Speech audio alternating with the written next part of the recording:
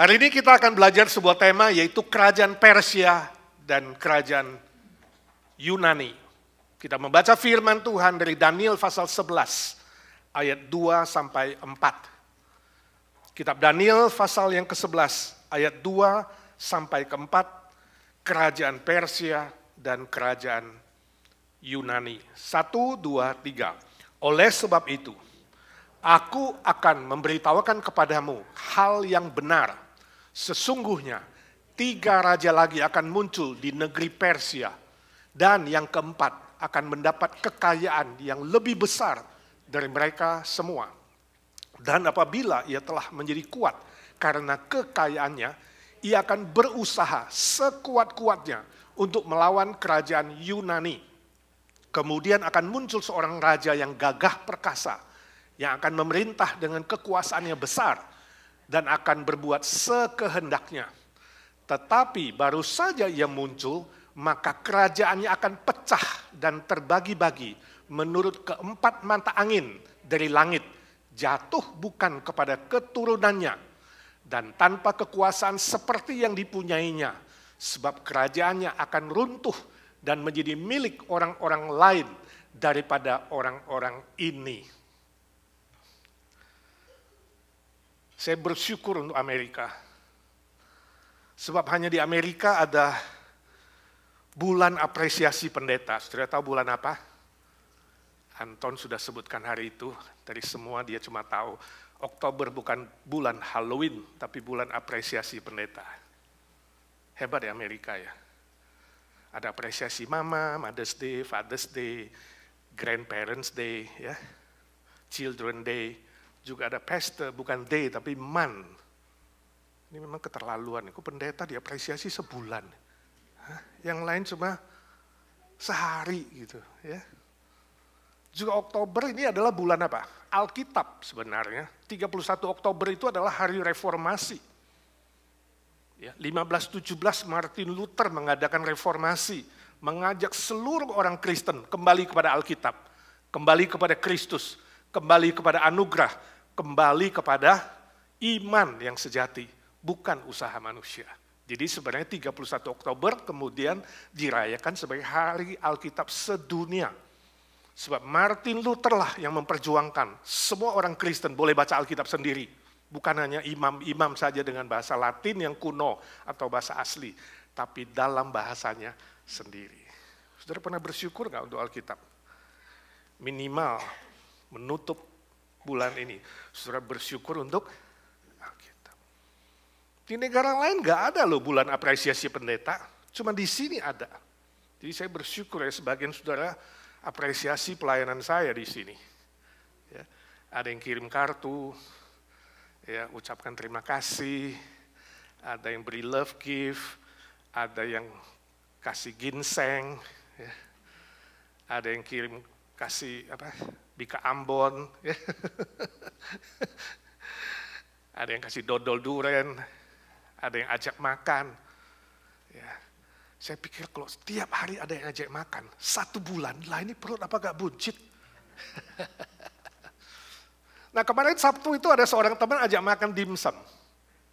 Ya, enak sekali sudah dimsum pagi itu ya, macam-macam. Ya, ada kaki merak, kaki burung merak.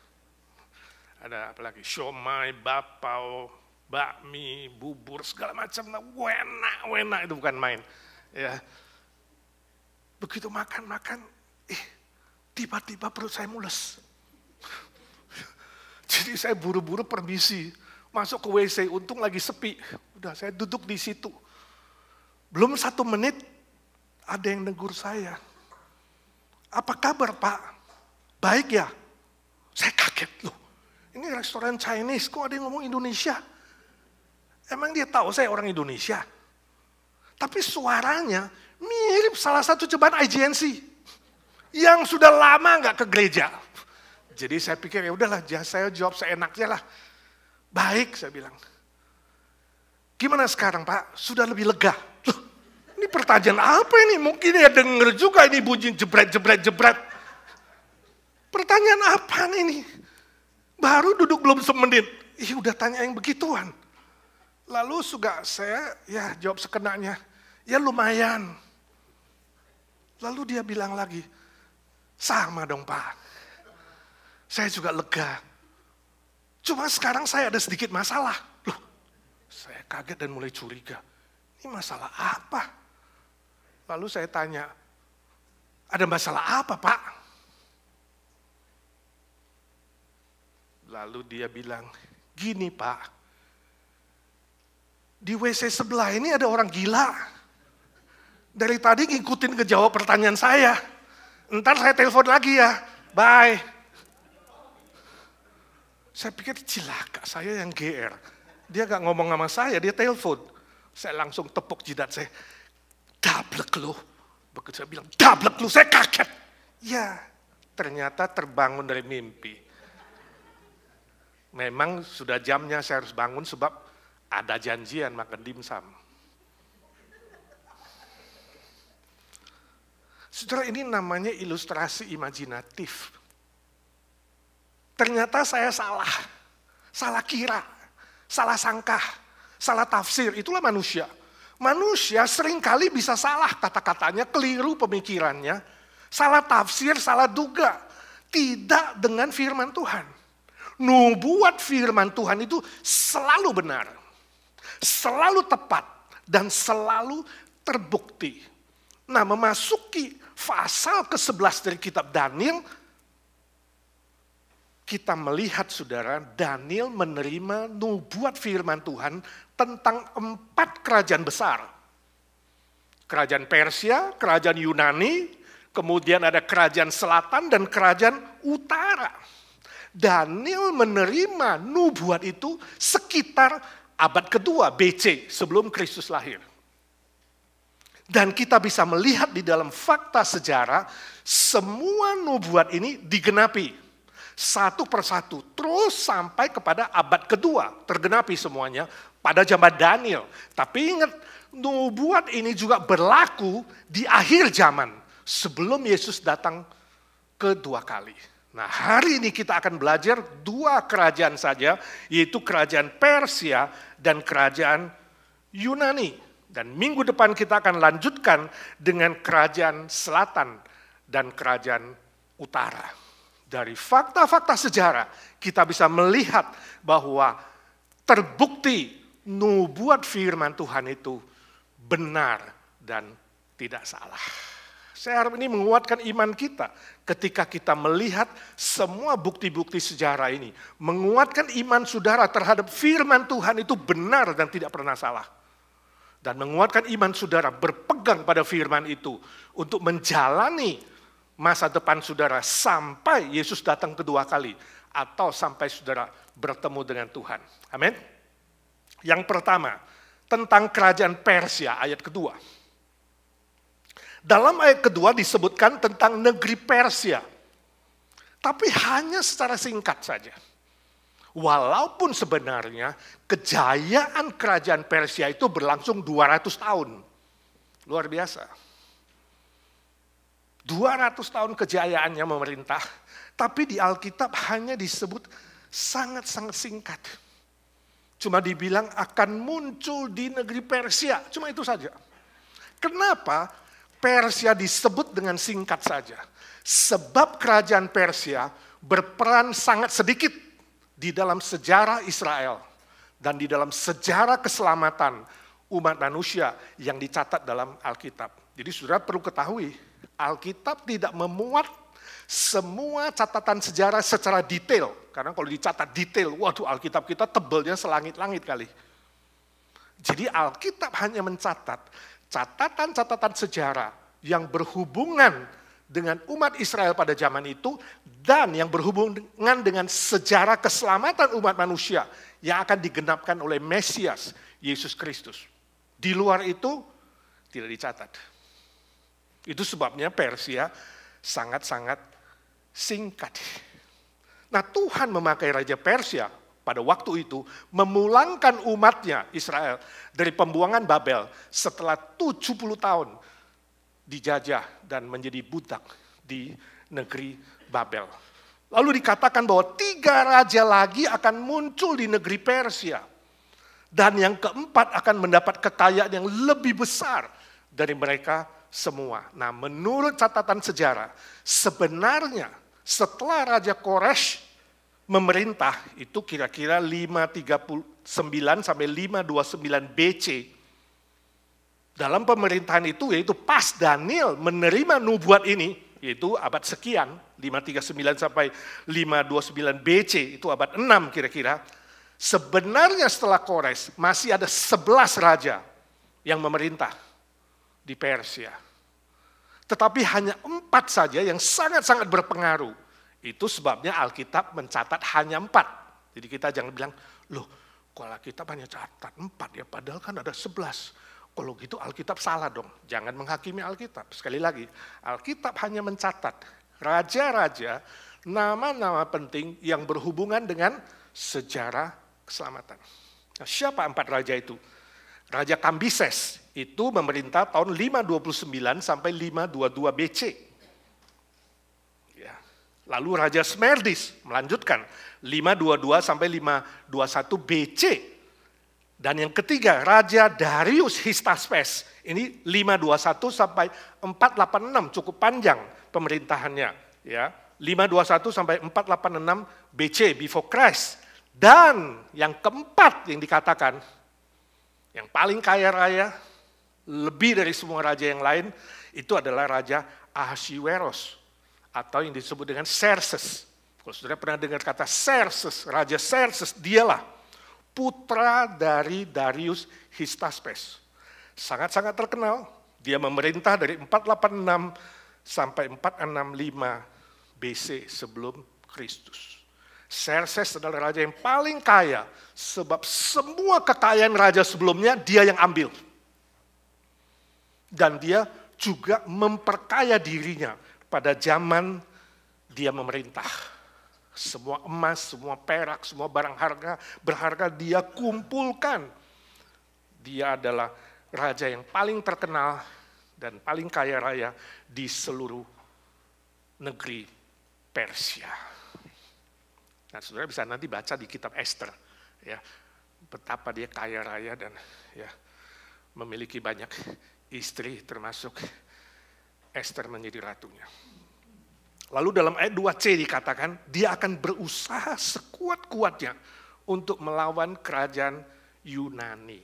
Artinya, Raja Xerxes punya ambisi, punya cita-cita. Untuk apa dia mengumpulkan harta, untuk apa dia kumpulkan kekayaan, adalah untuk menyerang Yunani. Untuk melawan Yunani. Kenapa? Sebab dia ingin membalaskan dendam ayahnya. Menurut sejarah, ayahnya yaitu Darius Histaspes pernah dikalahkan Yunani dan dipermalukan pada tahun 490 BC. Jadi waktu anaknya Xerxes menggantikan bapaknya, dia dendam. Dia mengatakan, aku akan membalas dendam. Itu sebabnya dia kumpulkan semua kekayaannya dan dia memperkuat angkatan perangnya, khususnya angkatan darat dan angkatan laut.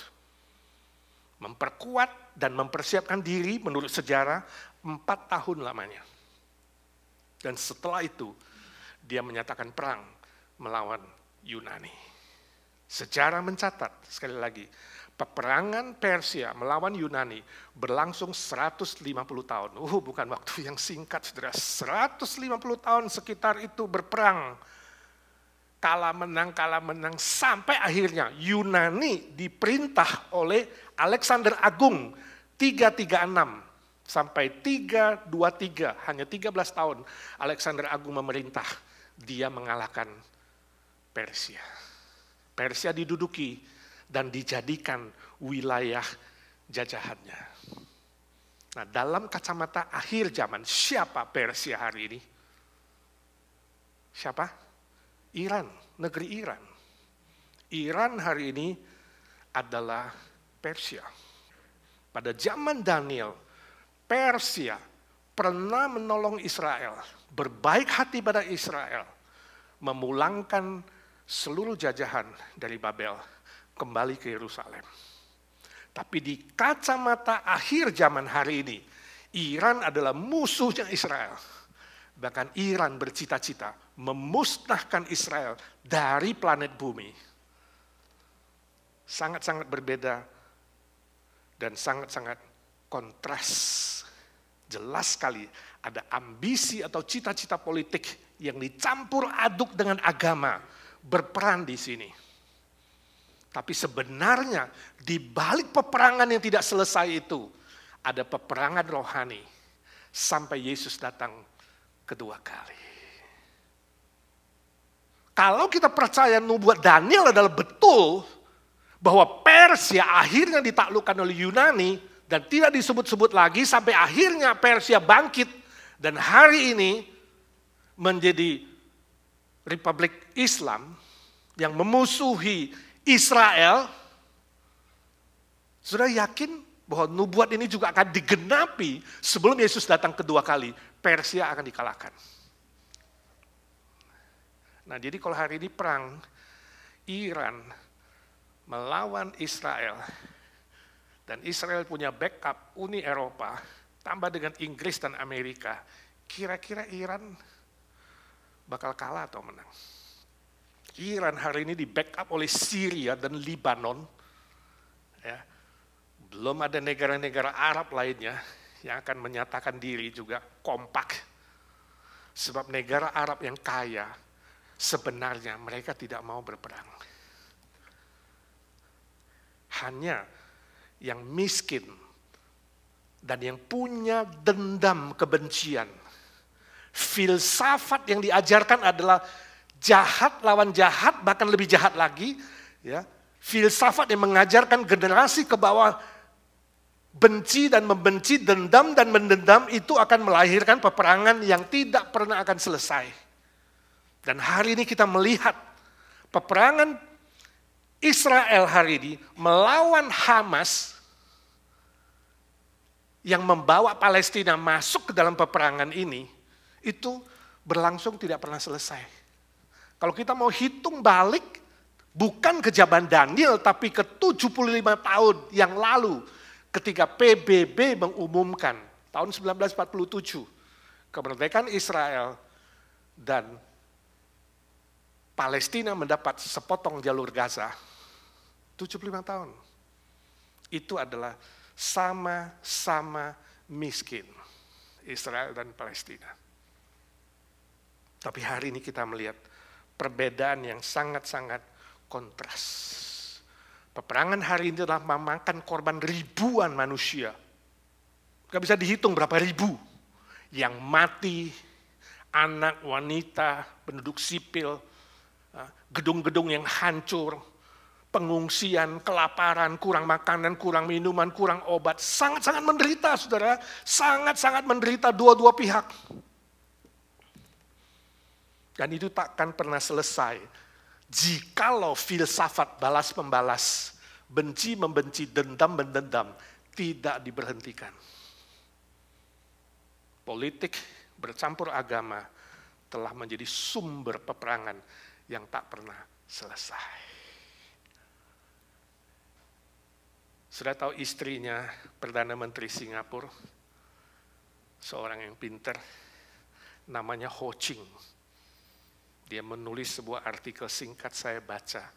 Saya kutip beberapa dari tulisan dia. Dia katakan, saya bingung. Ya, atau mungkin saya yang salah kali, dia bilang. Saya heran. Ada sekelompok orang-orang yang sangat pintar di dunia ini. Yang rela menghabiskan jutaan dolar, mungkin miliar dolar, ya, untuk membangun terowongan bawah tanah, untuk membeli roket, membeli senjata, dan mengajarkan anak-anaknya untuk melakukan balas dendam, bom bunuh diri. Dan itu adalah melibatkan generasi-generasi muda yang bukan orang bodoh tapi orang pintar. Saya gak mengerti. Dia bilang, Gaza itu luasnya setengah Singapura. Penduduknya juga setengah Singapura. Jadi kalau dihitung kepadatan harusnya apa? Sama. Kenapa orang-orang yang pintar, yang jenius, Yang membangun terowongan, saudara tahu berapa dalam terowongan itu? Katanya antara 30 sampai 45 meter ke bawah. Luas sekali, 13 terowongan yang bisa menembus dari Gaza ke Israel. Itu isinya adalah persiapan perang, semua senjata, anak-anak muda dilatih di situ. Kenapa orang-orang yang pintar dengan sumbangan dana billion dolar tidak mendidik dan membangun kota mereka yang cuma setengah Singapura? Bukankah dulu Singapura juga awalnya adalah negara miskin dan hari ini Singapura menjadi negara yang sangat maju? Ini kesalahannya adalah pemimpin-pemimpin yang tidak berhikmat. Atau yang sengaja mengajarkan generasi mudanya untuk hidup membenci, mendendam, dan membalas dendam. Yang dididik pada generasi dan anak-anak itu adalah apa? Benci, dendam. Terhadap tetangganya sendiri. Tetangga sendiri yang juga hidup dalam inferior, minder. Saudara tahu Israel itu minder sekali kok. Hidup di tengah-tengah Arab, saudara tahu berapa perbedaannya, bandingannya Israel dan seluruh Arab? Kurang dari 2%. Sangat-sangat kecil. Bayangkan kamu sangat kecil. Seperti domba di tengah-tengah serigala. Nggak inferior. Dan mereka pernah mengalami Holocaust. Pembantaian 2 juta orang Israel. Saudara, itu trauma akan membuat orang Israel yang hidup di situ deg-degan tiap hari, deg-degan. Inferior. Nah sekarang ribuan, 1000 lebih penduduknya dibantai dengan sadis. Kira-kira ini Netanyahu boleh perang dan kemudian ngajak beresin Hamas gak? Jadi dia coba mengerti. Yang satu adalah inferior, sedang trauma, karena dikelilingi oleh 98% yang membenci, supaya nggak semua membenci sih, saudara. Saudara tahu berapa orang Arab hidup di Israel? 20%. 20% penduduk Israel itu Arab. Tapi mereka bisa hidup sejahtera, hidup tenang. Kira-kira Israel bisa hidup tenang di Gaza nggak? Ini bedanya. Jadi saudara, kita mengerti mereka, ini tulisan Ho Ching sangat bagus. Kenapa ini orang-orang pintar dari Gaza justru membangkitkan ya, kemarahan dan ketakutan dari kelompok yang inferior. Dia coba mengerti dua-duanya. Ya. Seharusnya pemimpin-pemimpin Gaza berpikir dalam 75 tahun harusnya bisa membangun negaranya menjadi Singapura kecil.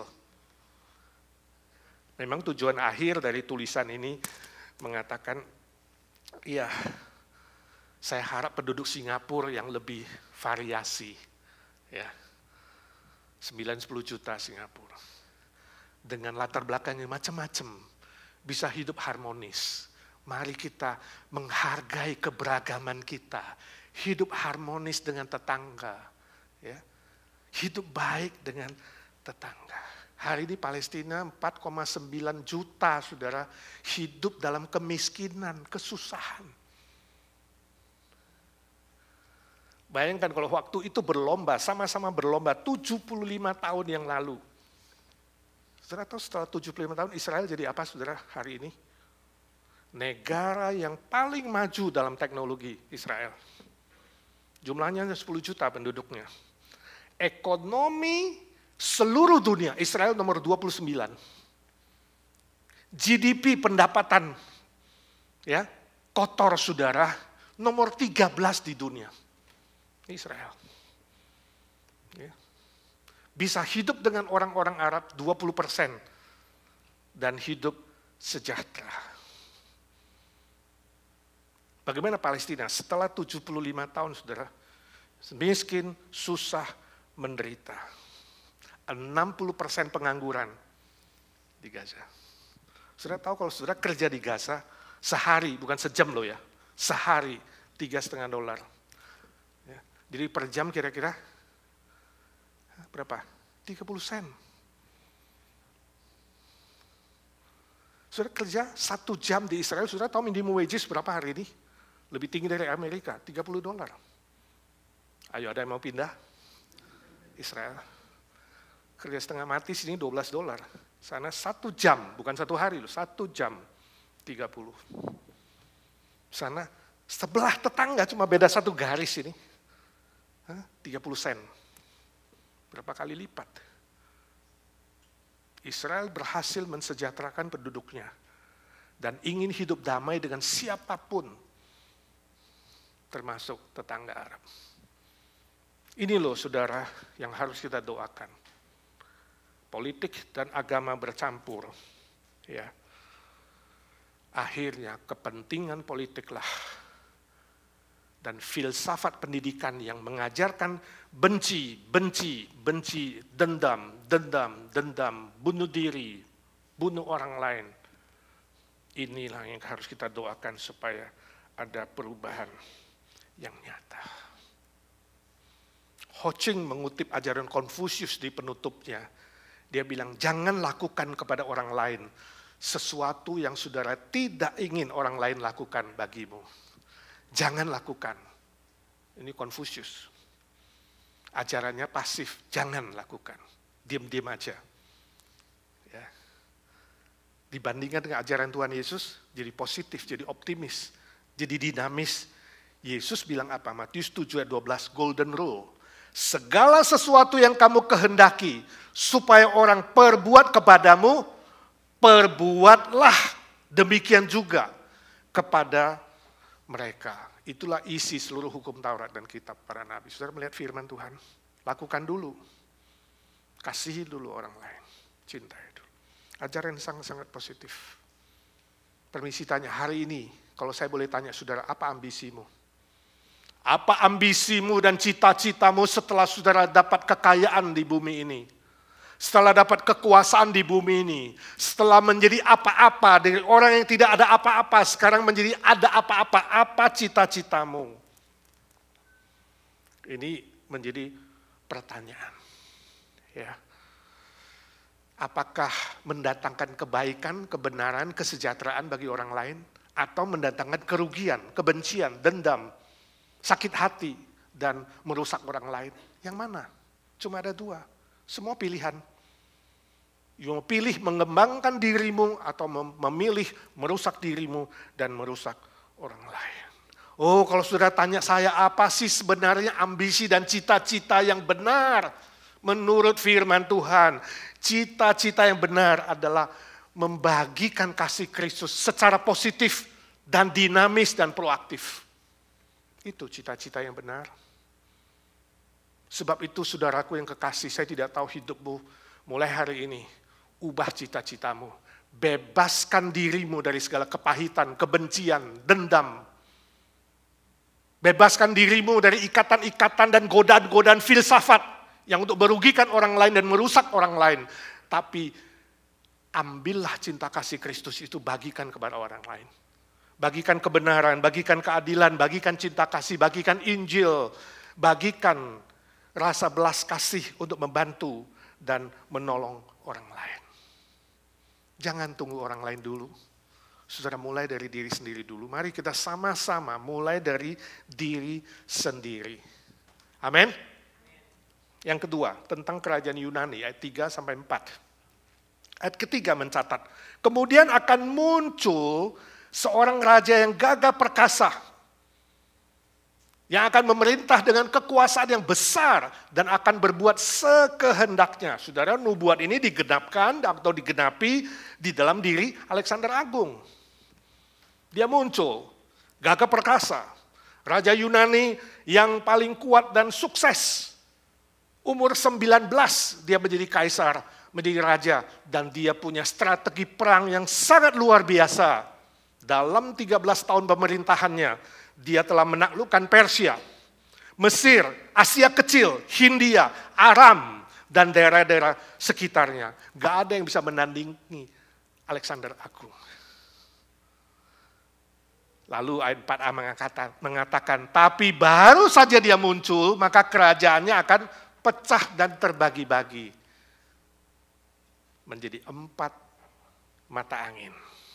jatuh bukan pada keturunannya sendiri, tapi ke tangan orang lain. Nubuat ini digenapi ketika Alexander setelah melayani atau menjadi raja 13 tahun, dalam usia yang sangat muda, 32 tahun, dia sakit aneh dan dia meninggal. Hanya 13 tahun. Lalu 4 panglimanya, 4 jenderalnya membagi kerajaannya menjadi 4. Saat itu dia punya 2 orang anak sebenarnya, dua-dua mati terbunuh. Dia punya seorang saudara dan juga mati terbunuh. Jadi gak ada sisa dari Alexander Agung yang bisa menggantikan dia. Dan kerajaannya pecah 4. Bagian barat yaitu Makedonia dan Yunani itu dipimpin oleh Jenderal Kassander. Bagian timur yaitu Thrace dan Asia Kecil, hari ini Turki, dipimpin oleh Lysimachus. Bagian utara yaitu Aram dan sekitarnya dipimpin oleh Seleucus, hari ini Syria. Bagian selatan yaitu Mesir dipimpin oleh Ptolemeus. Tapi firman Tuhan mengatakan hanya 2 yang kuat. Yang 2 ditaklukkan yaitu barat dan timur ditaklukkan oleh kerajaan Romawi. Sisa kerajaan utara itu ditaklukkan oleh Syria. Jadi hari ini utara adalah Syria, sekutunya Iran. Dan selatan adalah kerajaan Mesir, ditaklukkan oleh Mesir. Apa yang kita pelajari, saudaraku? Sejarah membuktikan bahwa kerajaan di dunia ini sekuat apapun, sejaya apapun, sehebat apapun, sementara saja. Hanya sementara. Alexander Agung hanya 13 tahun, segera berlalu.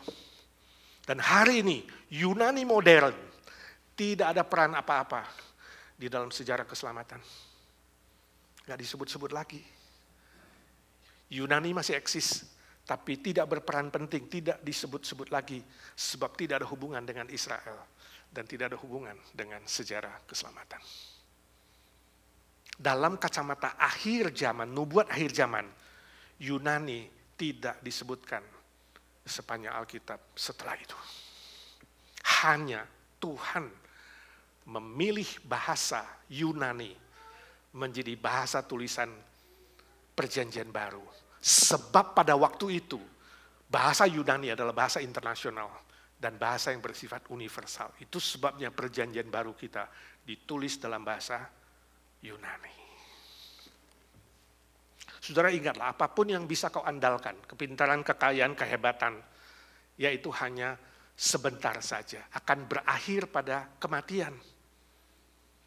Alexander Agung hanya 32 tahun, penyakit aneh, meninggal juga mendadak.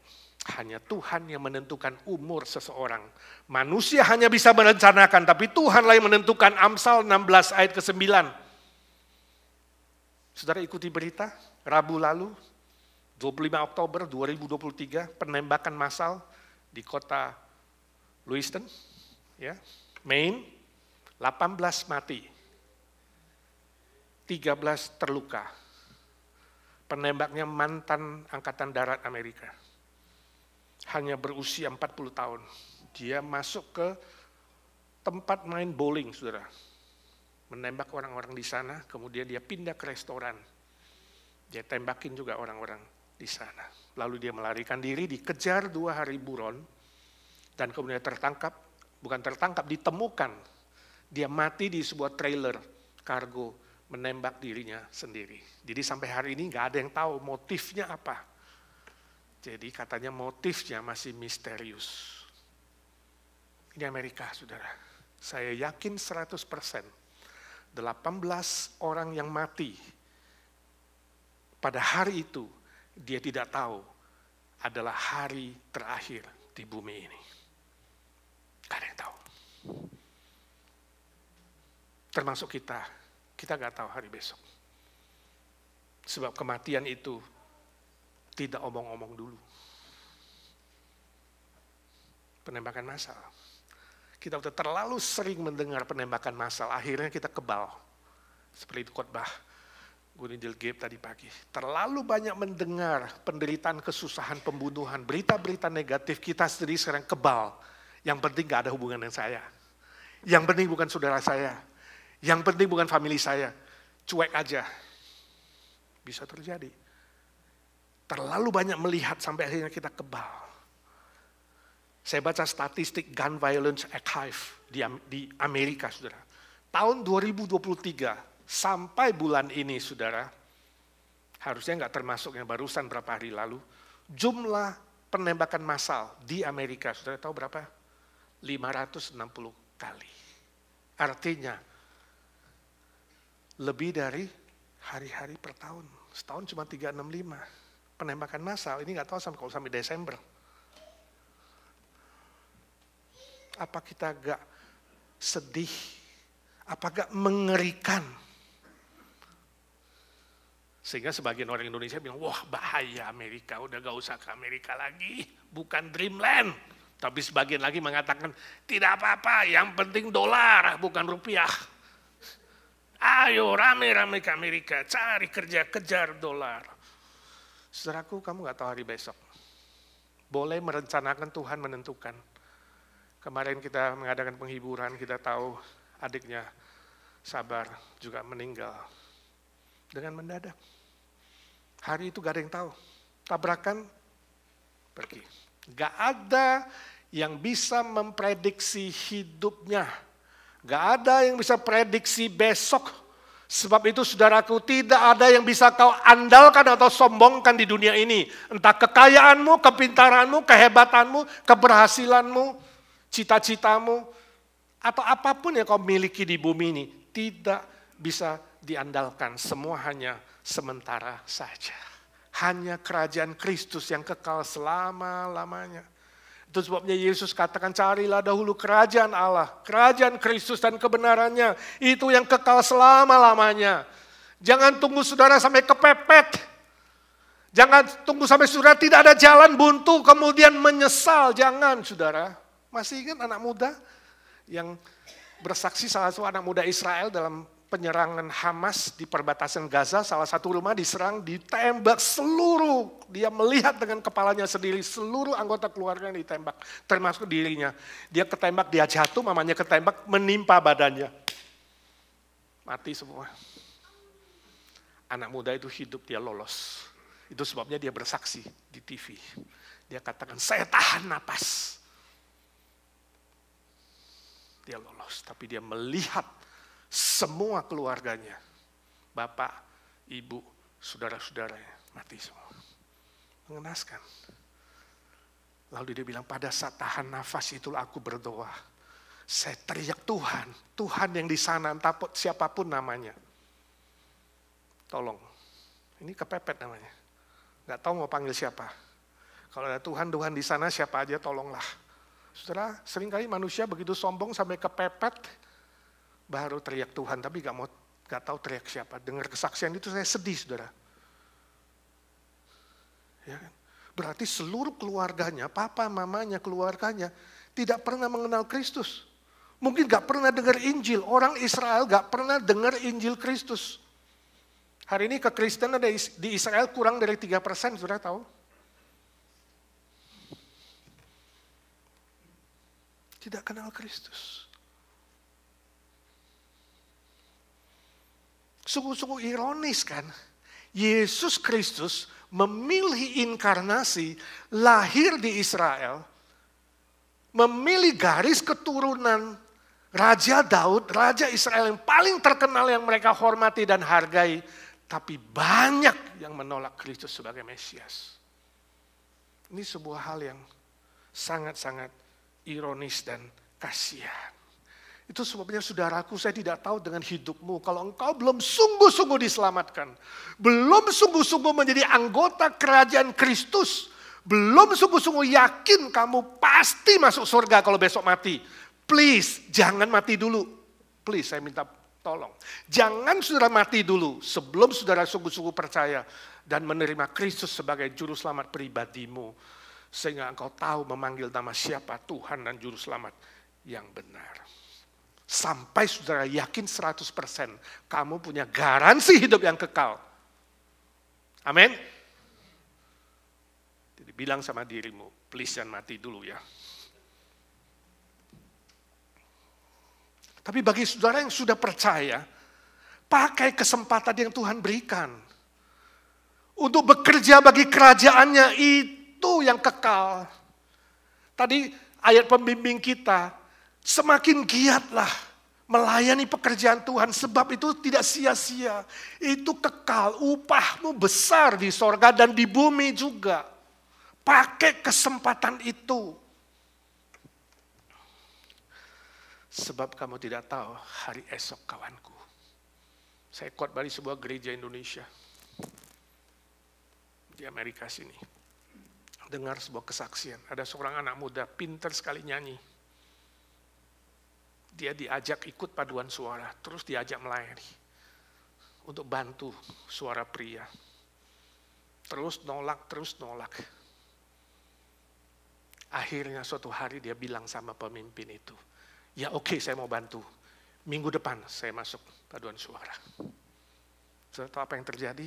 3 hari sebelum hari Minggu depan, mereka dengar kabar dia meninggal dunia.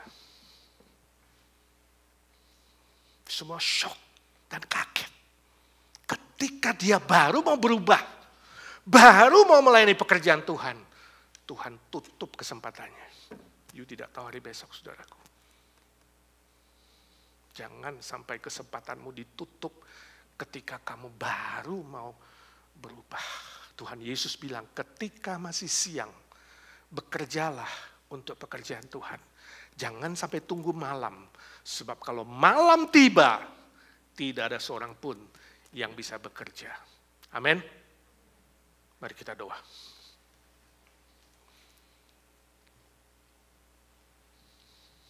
Bapa di sorga, suara hamba-Mu sudah berhenti.